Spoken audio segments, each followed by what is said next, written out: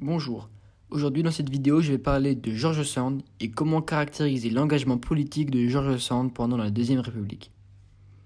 Donc George Sand, de son vrai nom Aurore Dupin, est née à Paris le 1er juillet 1804. Ayant perdu son père à l'âge de 4 ans, elle grandit à la campagne auprès de sa grand-mère à Nohant, pas loin de Châteauroux. Elle y étudie les sciences et le latin, tout en menant une vie champêtre qui lui inspire de ses grandes œuvres.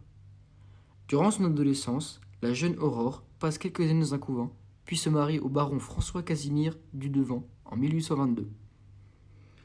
Elle met au monde 2 enfants, Maurice et Solange. Mais le couple s'entend mal et finit par se séparer.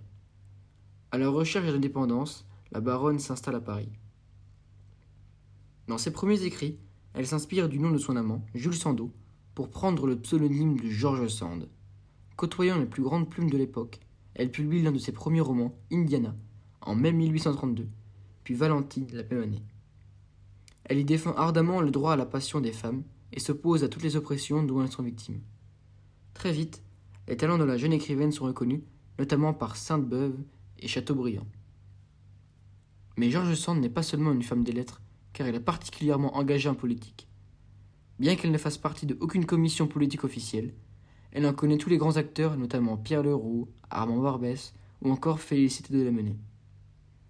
Elle patronne les écrivains prolétaires, de qui elle attend un renouvellement et un enrichissement de la littérature. Aussi accueille-t-elle les journées de février 1848 avec impatience, car dans ces 3 jours vont avoir lieu l'abdiction de Louis-Philippe Ier en faveur de son fils et la proclamation de la Seconde République par Alphonse de Lamartine.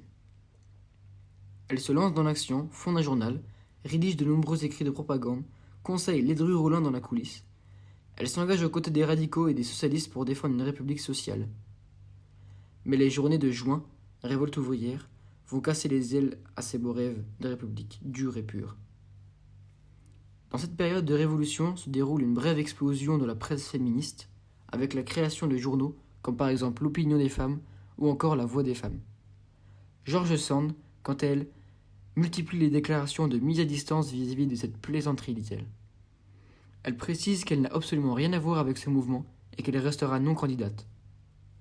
Cette prise de distance par rapport aux femmes ne fera que forger une image masculine.